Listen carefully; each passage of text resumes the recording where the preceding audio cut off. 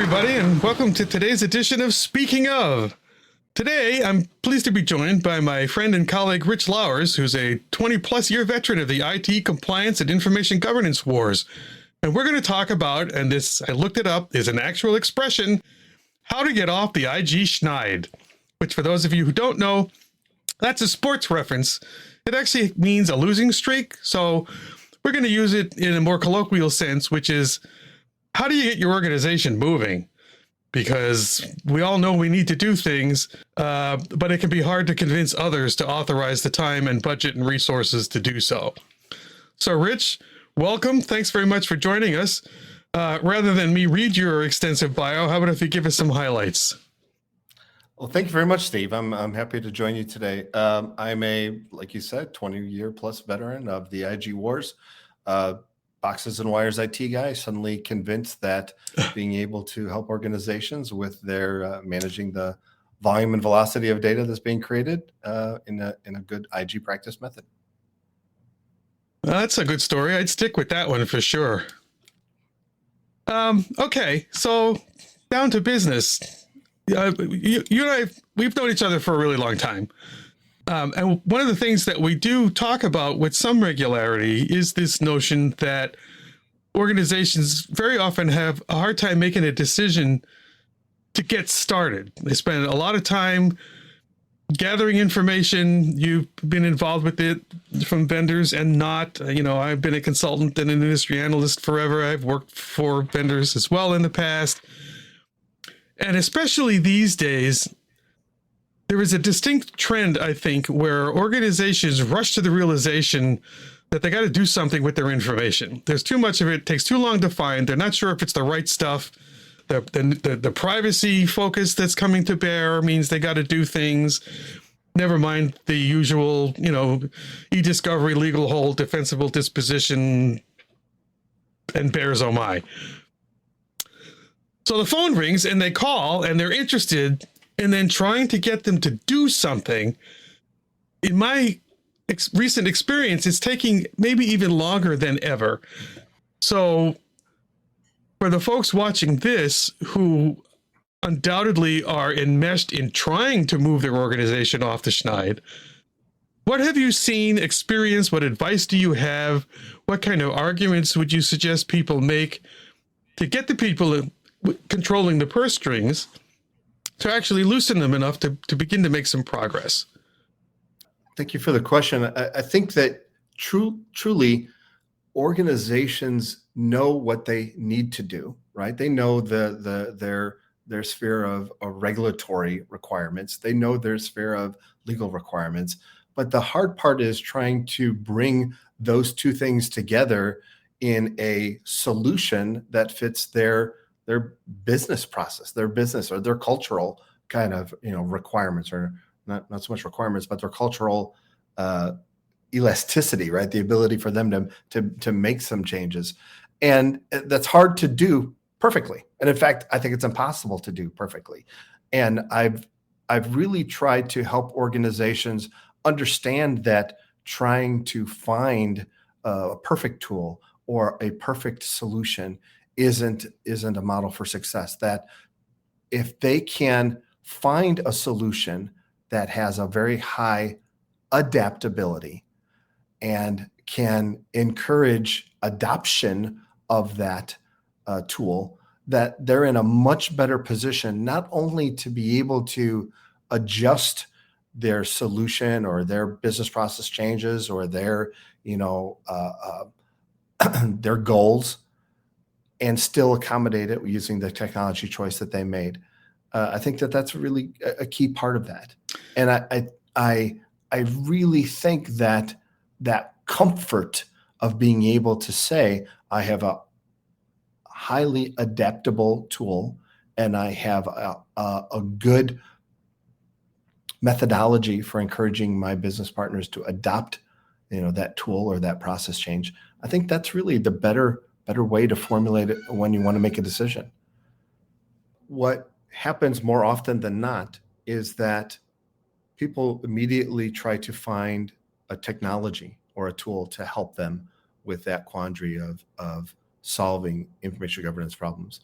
when in fact, I think discovering an opportunity on the business side and a business partner that you can work with internally who is amenable to changing a business process or to seeing the value of finding, the correct piece of information in a more timely manner because they have good, good information tagging or good information management practices. I think it actually is a much better position to be in to help your organization not only do better, using some IG values, but also put themselves in a better position before they buy a tool. Well, and me and the folks who have known me for a while will recognize this little rant that I'll try to keep short. But to me, it's all about the business problem you're trying to solve. And I won't even think or suggest that the technology is secondary, because it's not. You need that as an enabler as much as anything. But to do anything, if it's not solving a business problem or targeting one, then there really, I think, isn't any real justification for doing any of it. Because why bother? So that's a very good point. Right? So it's a very good point because go ahead.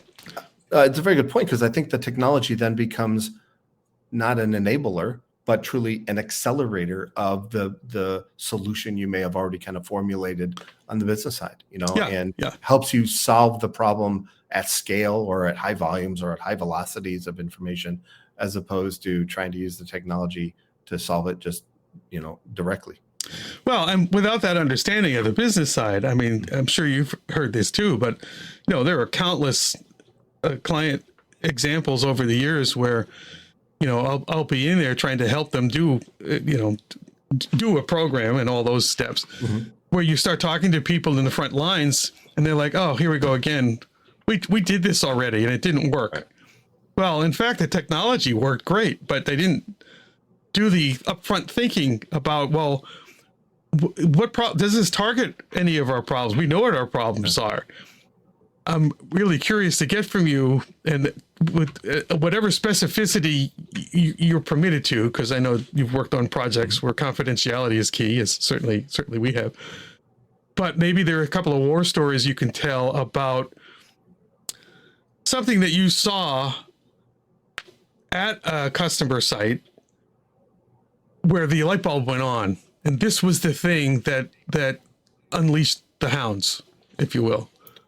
No, so one of my customers during COVID had very quickly tried to adapt to a customer that was going to be mostly at home, and in fact, they found that they could very quickly create a mobile app. They could very quickly service their customers now more directly via this mobile app, as opposed to the way they were doing it before, indirectly. And this was in a convenience food kind of business, more indirectly, by brick and mortar stores, right? And they did it, and it worked really well. But they suddenly realized that they now had a relationship with the customer's personal data, and they had never had that relationship before. And everything had moved so quickly to enable servicing the customer one-on-one. They had never matured their regulatory or compliance side to understand that they now own customer information that they needed to manage differently, and in fact have brand new processes to be good with that data, as opposed to just accumulated and turn it into a marketing goldmine. Interesting. And okay. And that was a tough realization, because the sales side of it really had pushed going to a market of one, right, directly to the customer, but the business had never caught up. And in fact, the compliance team had never even been engaged until it was realized that there were certain jurisdictions that they operated in where that was something you had to ask the customer to do, number one, and number two, that you needed to have a process for managing that information, or anonymizing it, or heaven forbid, actually, deleting it after, a transaction was completed in X amount of days.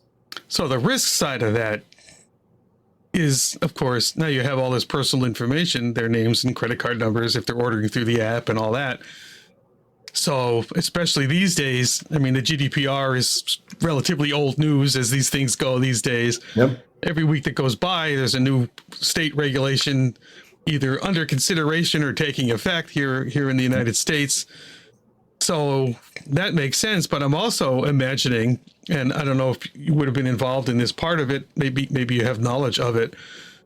But with my business hat on, I think, well, that's also a gold mine of customer behavioral information. Absolutely. And I also often caution folks that, we shouldn't just focus on the risk, that there's a lot of business opportunity that derives from these things. It's the plus. If we're talking about the business case, we want to talk about both sides. So like that new collection of personal information suggesting buyer behaviors can become and should become the foundation for new outreach initiatives, special sales, marketing campaigns. It's the business intelligence piece that would follow. And I think that's critical. A product manager would be very, very encouraged to look at that kind of information, because it can help the organization develop their customers' products. And it's things that they sell. So much better even than customer surveys rather. Because you're looking at what they actually did, not what they're going to tell you or what they think they do. Right. So, and that's, of course, cuts a lot of ways as well, because this is why you speak a certain product type in your kitchen, and suddenly the next time you're on the internet, you get ads for that same product. It's like, how does it know? Now, we've been talking for a few minutes, and we got this far into the conversation without using the letters A and I. And it comes to mind because I think this applies as well. There are an increasing number of inquiries that I'm getting that have AI at the center. No big surprise, given the amount of virtual ink that's being dedicated to the subject. But I think it comes back to the same thing. AI is cool, maybe, but why do you want it? What's the point? And I'm not the only one, but I've written and spoken and blogged, videoed a lot about, it's about the quality of information that you put in. And for goodness sake, don't take your confidential company information and put it in one of the public engines, because now everybody else is going to use it to develop. I'll put some links in so folks can click through to those. But you had made a comment to me, and I'm going to look over here so I get it right. The point of AI isn't to give you answers. And I'm, by the way, I'm not talking about the generative AI. We just say, write me a story of X number of words about the purple zebra with the whatever. I'm talking about using it as some sort of an intelligence tool, some kind of research tool or something. You said the point of AI isn't to give you answers, it's to find answers from within information you've given it. And I'll let you, but you then took it one level further. So we'll hear it right from the source. It can be assured information from information that you already trust, but in the context of your problem can be put in a much more beneficial way, right? Can be actually used to help you solve a problem internally. I have seen this with manufacturers who have standard operating procedures or who have work instructions that are pervasive throughout their organization, but that for people on the front line is difficult to find or difficult to understand how to use in an effective manner when they have a variety of different challenges, right? And some of those challenges may be, finding the correct work instruction or finding somebody else's great solution from across the organization. Or some of the challenges may be putting those work instructions or those solutions in the language I'm most comfortable with, as a frontline worker, whether that be Spanish or whether that be, whatever jurisdiction they happen to be working in. And I think that's maybe the best use of these AI tools to not only make people comfortable, but also to kind of exercise those muscles internally at a company to figure out where else they can use them or figure out where else they can be helpful. So in a lot of cases that I've seen where, to pick up on this particular example, where language translation is a problem, this sounds like an opportunity not to license Google Translate anymore. Right. You think that's within reach? I think it's an opportunity to no longer have to juggle 12 versions of a work instruction that you feel is a good reference or a good answer, and allow you to not worry about that part, but allow you to then make it available across your organization and allow the service of translation to then help the individual. Self-service is sorry, yeah. I get excited. No, self-service. No, you're right. But that's something I hear more and more frequently as something we want to replace our wiki, for instance. Yeah. And then sometimes they want to put it in like the worst imaginable tools I can think of. It's like, you don't want to use that tool for that. But in terms of the content, the information itself, the ability to link this sort of an intelligent search, if you will, that's more customizable to your own credentials, because you've logged in and the system knows who you are and what you have access to and knows your profile. So if you are searching for what's the vacation policy, or it can not just bring you to the page about our vacation policy, but tell you something more useful. Yep. I see it as an opportunity to make it more actionable. I agree. But I also see it as an opportunity, to use your wiki example, to bring knowledge management values without having to say knowledge management program, and bring yourself back into the 90s, right? It allows you to be able to tag information as being trusted and assured, or information to be given that value because it's from an assured source, or from, heaven forbid, a system identified as the system of record, right? And make it more actionable, make the information not only available to you and searchable and findable, but actionable. Allows it to be put in the context of your problem. And that works internally and externally. And I love how you use the phrase business partners. Well, say what you have so many great pearls of wisdom. I hate to say them. My friend Rich said, when you're sitting right here. So tell the good folks why you choose that. I was working for a reseller, and they sold a lot of licenses of product, and an alternative reseller said that there's only 2 organizations that call their business partners users: Microsoft and drug dealers. I just love that.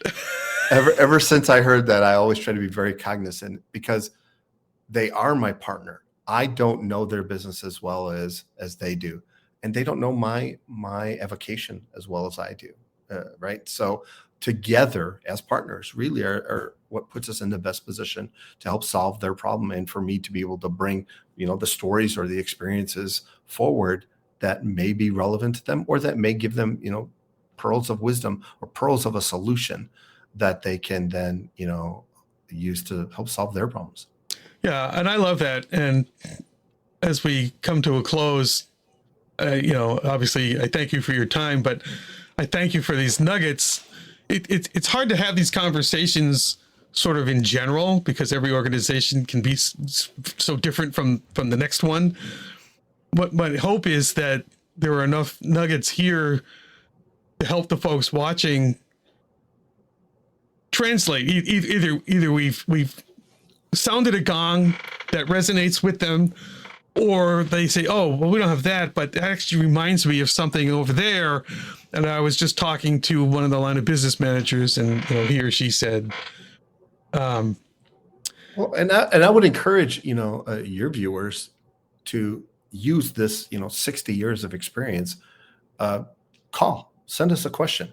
I'd be happy to try and work with you on either telling stories about how people have been successful with similar challenges, or say, I never heard that before. Let's let us, you and I, pull on our colleagues and find somebody that maybe knows a little bit more than you and I. The biggest challenge is, just to end where we started, is trying to get an organization that in some ways is stuck kicking the tires. That's grammatically, now I've forgotten where I started the sentence, but that's one of the biggest challenges. What kind of things can you present to help make the case to get the organization to move off to Schneid? Use a word 10 times and it's yours forever. To get a win. I agree. To get a win. Right. It's a sports reference. Yep. So, yes. So, Rich, again, thank you so much for taking the time. This is a round of applause. You go like this in a circle. I'd be happy to do this again. And if you do get questions from any of your colleagues, I'd be happy to sit down with you and kind of dissect them a little bit. Thank you for that too. Those are words you may live to regret, but you heard it here first. Thank you, Rich. We'll talk soon. And thank you everyone for tuning in. We'll see you next time. This has been Speaking Of with Steve Weissman, the infogov guy, a Holly Group production.